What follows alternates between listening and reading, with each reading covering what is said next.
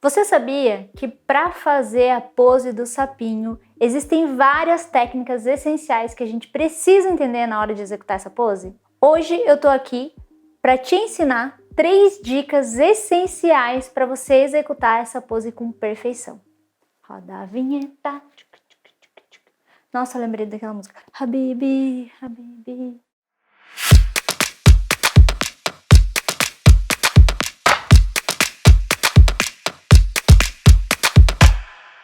Olá, eu sou a Bel Ferreira, fotógrafa de recém-nascidos, e hoje eu tô aqui para explicar 3 dicas essenciais para você executar a pose do sapinho com perfeição. Você já teve dificuldades para executar a pose do sapinho? Ou ainda sente insegurança, não sabe exatamente como fazer, ou é tão inseguro, não entende tanto a técnica por trás dessa pose que prefere não fazer?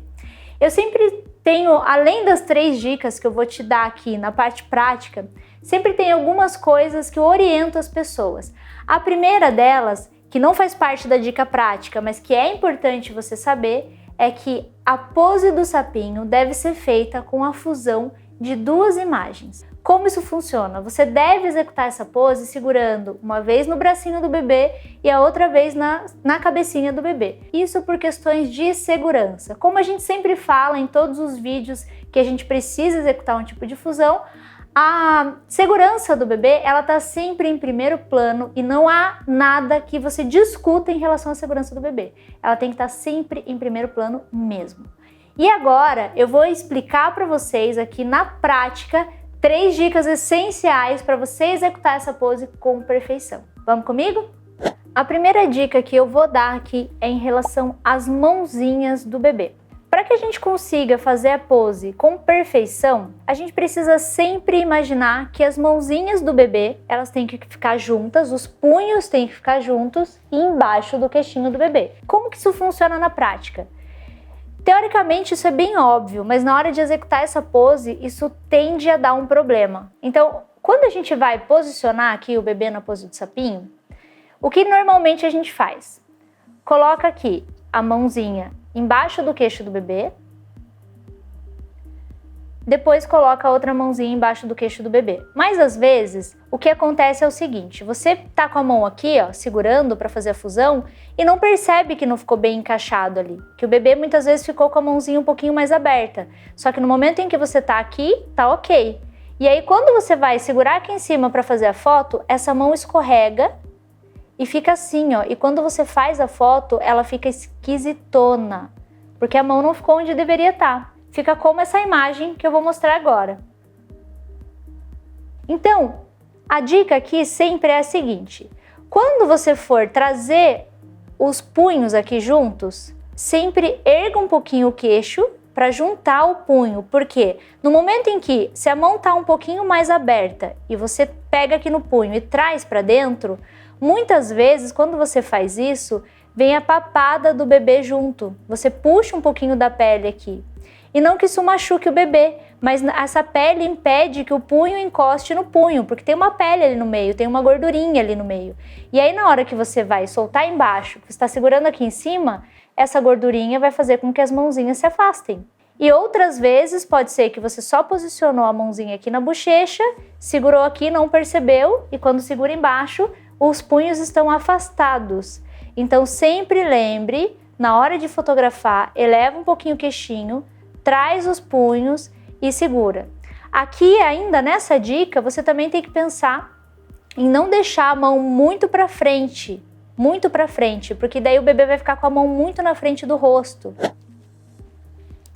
Quando a mãozinha fica muito para frente do rosto, também pode causar uma desproporção na hora que você faz a foto. Só que na hora que você vai colocar um pouco para trás, também tem que tomar cuidado para que você não aperte a traqueia do bebê, porque aí ele tem dificuldade para respirar. Então a gente posiciona, ajusta direitinho e perceba se você não está apertando a traqueia do bebê, porque fica desconfortável e o bebê não consegue respirar.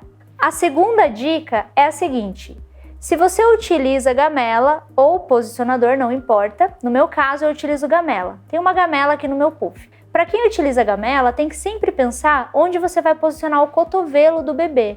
Por quê? Tem muitas fotos que o cotovelo está para dentro da gamela e acontece isso aqui, ó.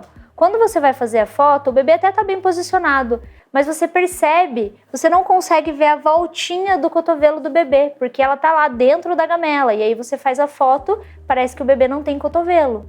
Então, quando a gente vai fazer a foto do sapinho, utilizando gamela ou mesmo posicionador, né? Se o posicionador estiver muito para frente, ele vai comer o cotovelo do bebê. Então, sempre traga o cotovelo para a borda da gamela ou um pouco para fora da gamela.